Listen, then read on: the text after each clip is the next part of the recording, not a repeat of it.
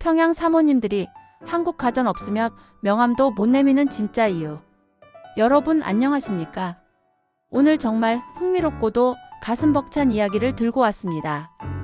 여러분은 혹시 아랫동네 기계라는 말을 들어보셨습니까? 지금 북한 평양의 권력층과 상류층 사이에서 이 단어는 부와 권력의 상징으로 통한다고 합니다. 정권에서는 연일 남조선 문화를 척결하라며 눈을 부릅뜨고 단속반을 돌리지만 정작 평양의 호화 아파트 거실에는 우리 대한민국의 삼성 냉장고가 돌아가고 주방에는 쿠쿠 압력 밥솥이 맛있는 김을 내뿜고 있습니다. 심지어 한국 가전제품이 없으면 사모님들 모임에서 명함도 못 내민다는 말까지 나오고 있죠. 대체 북한은 왜 우리 기술력에 이토록 열광하는 걸까요? 겉으로는 한국을 비난하면서도 속으로는 한국의 풍요를 갈구하는 북한 상류층의 은밀한 실상. 오늘 그 베일을 낱낱이 벗겨드리겠습니다. 이 영상은 실제 탈북민들의 증언과 북한 내부 소식통들의 제보를 바탕으로 제작되었습니다. 끝까지 시청하시면 우리 대한민국이 얼마나 대단한 나라인지 다시 한번 가슴 벅차게 느끼실 겁니다. 먼저 가전제품 이야기부터 해보죠. 북한에서 가장 인기 있는 한국 가전은 단연 압력밥솥입니다. 여러분, 우리에겐 너무나 익숙한 그 쿠쿠 밥솥 맞습니다. 탈북민들의 증언에 따르면 북한 장마당에서 한국산 밥솥은 일본산이나 중국산보다 훨씬 비싼 가격에 팔립니다. 구체적으로 말씀드리면 중국산 밥솥이 미화로 약 50에서 70달러에 거래될 때 한국산 쿠쿠 밥솥은 무려 200에서 300만 달러에 안 거래됩니다. 북한 일반 주민의 월급이 12달러 수준인 것을 감안하면 정말 어마어마한 금액입니다. 그런데도 왜 사는 걸까요? 단순히 브랜드 때문이 아닙니다. 바로 밥맛과 내구성 때문입니다. 북한은 전력 사정이 매우 불안정하죠. 하루에도 몇 번씩 정전이 되고 전압이 오르락 내리락하는 열악한 환경입니다. 이런 환경에서도 우리 한국 가전은 고장이 나지 않습니다. 특히 쿠쿠 밥솥의 경우 2010년에 들여온 제품이 2023년까지도 멀쩡히 작동한다는 증언이 있습니다. 13년이 넘도록 말이죠. 반면 북한 자체 생산 제품인 은하수 밥솥이나 중국산 저가 제품은 6개월이나 1년 만에 고장 나거나 밥이 서리끼 일수입니다. 평양 중구역에 살던 한 고위 간부 부인은 이런 말을 했다고 합니다. 우리 집 양반이 밖에서는 남조선 놈들 물러가라고 소리치지만 집에 와서는 아랫동네 밥솥으로 지은 고슬고슬한 밥 아니면 숟가락을 안 듭니다.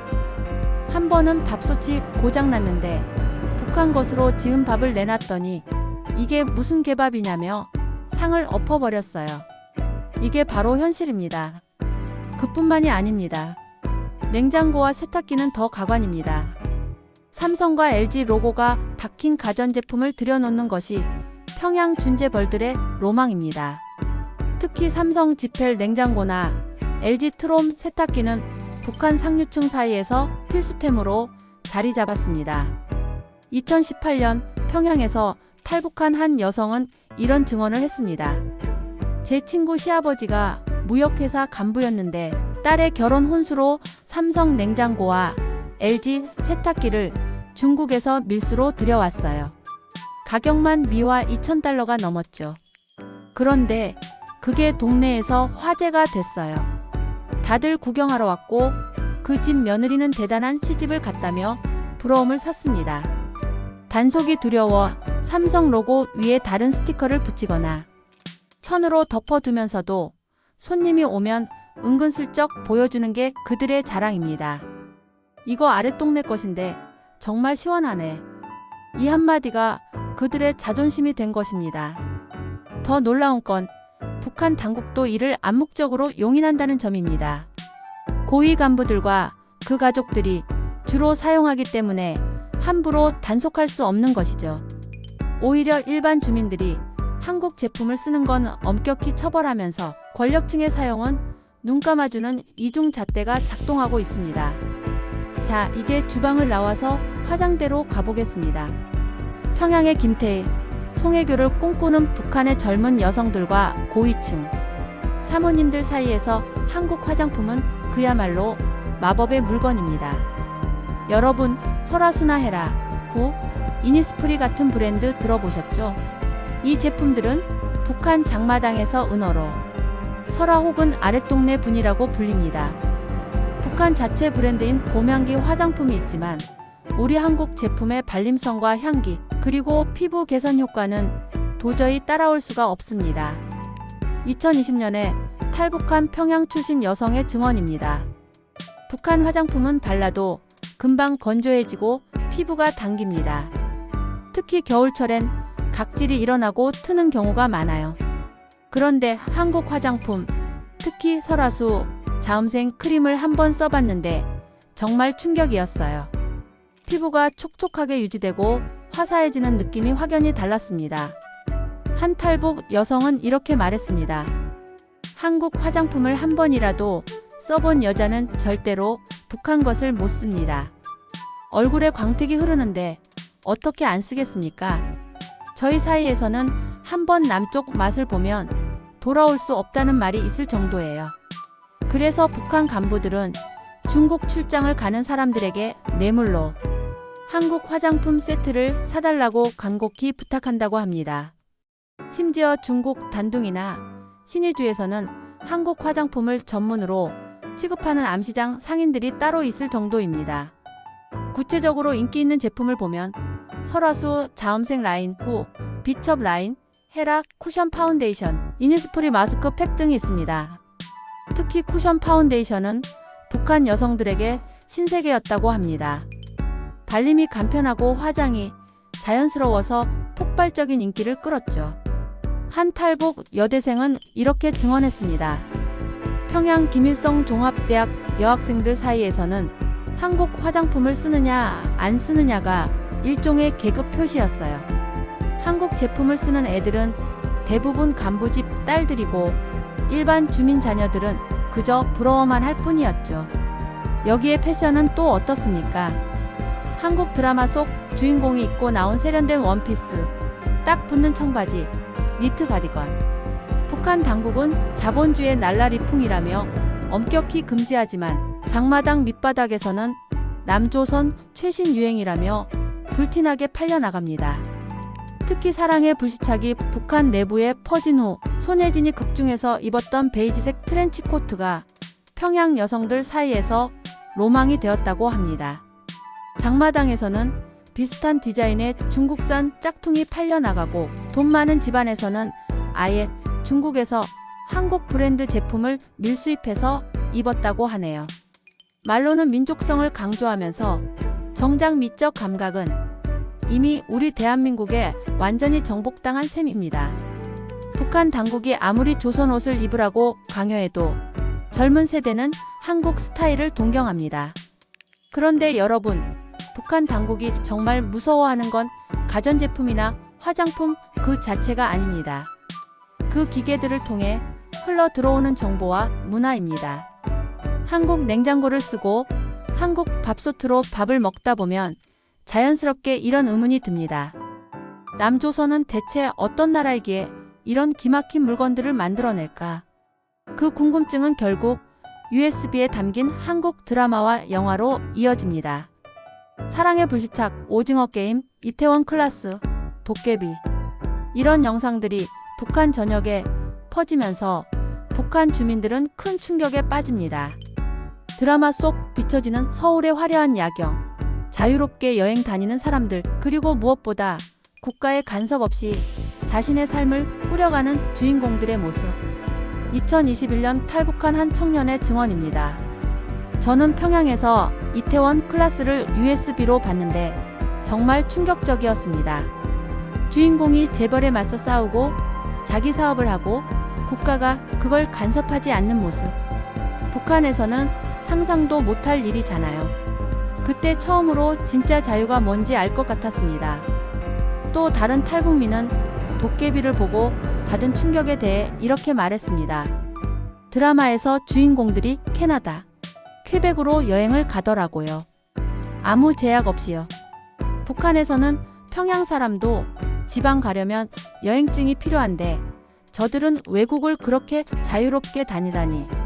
그게 같은 한반도에 사는 같은 민족이라는 게 믿기지 않았어요. 우리는 고난의 행군을 하며 굶주리고 있는데 저들은 저렇게 풍요롭게 살고 있구나. 이 깨달음이 북한 체제를 지탱하는 거짓 선전의 벽을 허물고 있는 것입니다. 북한 당국의 선전물은 항상 남조선은 미제의 식민지로 인민들이 헐벗고 굶주린다고 가르쳐 왔습니다. 하지만 한국 드라마를 본 북한 주민들은 그게 새빨간 거짓말임을 단번에 알아챕니다. 화면 속 서울 강남의 야경, 풍요로운 식탁, 최신 스마트폰을 든 사람들. 이 모든 것이 북한의 선전과는 정반대입니다. 이제 북한의 젊은 세대는 동무 대신 오빠, 언니라고 부르고 헐, 대박, 완전 같은 남한 말투를 쓰는 것을 멋으로 여깁니다. 심지어 평양 여대생들 사이에서는 한국 드라마 대사를 외우는 게 유행이라고 합니다. 북한 당국은 이를 막기 위해 백구상무라는 특별 단속 조직을 만들어 한국 영상물 소지자를 색출합니다. 적발되면 최소 징역 5년, 최악의 경우 공개 처형까지 당할 수 있습니다. 2022년에는 실제로 한국 드라마를 유포한 혐의로 고등학생이 총살당했다는 소식도 전해졌습니다. 하지만 단속이 강화될수록 오히려 호기심은 커집니다. 금지된 것에 대한 동경, 그리고 진실을 알고 싶은 욕구가 북한 주민들, 특히 젊은 세대를 한국 콘텐츠로 이끄는 것입니다. 한 탈북 청년은 이렇게 말했습니다. 북한에서 한국 드라마를 본다는 건 목숨을 거는 일입니다. 하지만 그만큼 가치가 있어요. 그 영상들은 우리에게 다른 세상이 있다는 희망을 줬습니다. 그게 결국 저를 탈북하게 만든 원동력이었어요. 북한 당국이 사형까지 운운하며 단속해도 이미 터진 둑을 막을 수는 없습니다. 한 번 본 자유의 세계, 풍요의 세계는 잊혀지지 않습니다. 그렇다면 이 한국 제품들은 어떻게 북한에 들어가는 걸까요? 주된 경로는 바로 중국입니다. 중국 단둥과 신의주를 잇는 국경 무역, 그리고 뇌물을 받고 눈 감아주는 국경 수비대를 통해 한국 제품들이 밀수입됩니다. 북한의 장마당은 이제 북한 경제의 70% 이상을 차지한다고 합니다. 정부 배급이 끊긴 지 오래인 북한에서 장마당 없이는 하루도 살 수 없는 구조가 된 것이죠. 그리고 이 장마당에서 가장 비싸고 인기 있는 품목이 바로 남조선 물건입니다. 2019년 탈북한 상인의 증언입니다. 저는 평양에서 장마당 장사를 했는데 한국 제품이 들어오면 하루 만에 다 팔렸어요. 중국산은 며칠씩 재고로 남아도 한국산은 있다는 소문만 나면 사람들이 몰려들었죠. 가격이 2배, 3배 비싸도 팔렸습니다. 특히 흥미로운 건 한국 제품을 사는 계층이 점점 넓어지고 있다는 점입니다. 과거에는 고위 간부층만 살 수 있었다면 이제는 장마당 장사로 돈을 번 신흥 부유층들도 한국 제품을 삽니다. 이른바 돈주들입니다. 돈주들은 북한 사회에서 독특한 위치를 차지합니다. 정치적 권력은 없지만 경제적으로는 간부들보다 더 부유한 경우가 많죠.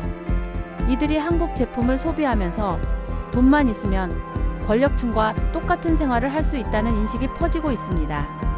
한 탈북민은 이렇게 증언합니다. 제 친구 어머니가 장마당에서 장사를 크게 하셨는데 한국 화장품과 가전제품을 집에 들여놓으셨어요. 당 간부였던 이웃집보다 더 좋은 물건들을요.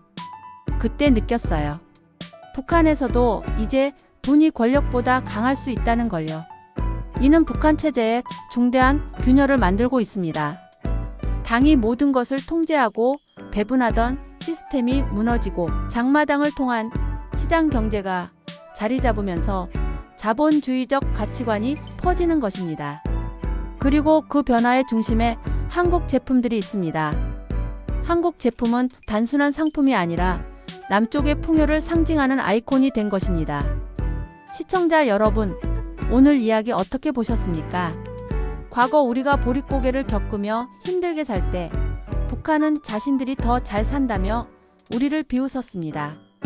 1960년대까지만 해도 북한의 1인당 GDP가 남한보다 높았죠. 하지만 지금 보십시오. 70년이 지난 지금 우리 대한민국은 세계가 부러워하는 경제 강국, 문화 강국이 되었습니다. 2023년 기준 대한민국의 GDP는 북한의 약 60배입니다. 1인당 국민소득은 남한이 35,000달러, 북한은 고작 600달러 수준입니다. 이 엄청난 격차가 바로 한국 제품에 대한 북한 주민들의 열광으로 나타나는 것입니다. 우리가 만든 밥솥 하나가 북한 주민의 입맛을 바꾸고 우리가 만든 화장품 하나가 북한 여성들의 가치관을 바꾸고 있습니다. 우리가 만든 드라마 한 편이 북한 청년들에게 자유의 꿈을 심어주고 있습니다. 총칼로 싸우지 않아도 우리의 자유와 번영이라는 강력한 힘이죠. 단단한 북한의 빗장을 안에서부터 녹여내고 있는 것입니다. 이것이 바로 소프트 파워입니다. 문화의 힘, 경제의 힘, 자유의 힘입니다. 북한 전문가들은 말합니다. 북한 체제 붕괴는 외부의 군사적 압박이 아니라 내부의 의식 변화에서 올 것이다라고요. 그리고 그 의식 변화를 이끄는 것이 바로 한국의 문화와 제품들입니다. 이것이 바로 우리 부모님 세대가 피땀 흘려 일궈낸 대한민국의 진짜 저력입니다. 6.25 전쟁의 폐허에서 일어나 세계 10위권 경제 대국을 만든 기적, 그 기적이 지금 북한 주민들에게 희망의 불씨가 되고 있습니다. 북한 상류층이 그토록 갈망하는 그 풍요로운 삶을 우리는 지금 당연하게 누리고 있습니다. 우리 스스로에 대해 자부심을 가져도 좋습니다. 우리가 사는 이 나라, 대한민국이 얼마나 대단한 나라인지 다시 한번 깨달으시기 바랍니다. 마지막으로 여러분께 말씀드립니다. 우리가 열심히 일하고 좋은 제품을 만들고 훌륭한 문화 콘텐츠를 창조하는 모든 활동이 단순히 우리만을 위한 것이 아닙니다. 그것이 북한 동포들에게 희망이 되고 자유의 메시지가 되고 언젠가 올 통일의 밑거름이 됩니다. 대한민국 국민으로 태어난 것에 감사하고 우리가 누리는 이 자유와 풍요를 더욱 발전시켜 나갑시다. 그것이 곧 민족의 미래를 밝히는 길입니다. 오늘 영상이 유익하셨다면 구독과 좋아요 부탁드립니다. 여러분의 응원이 대한민국의 위상을 알리는 데 큰 힘이 됩니다. 다음에도 더 흥미롭고 의미 있는 이야기로 찾아뵙겠습니다. 감사합니다.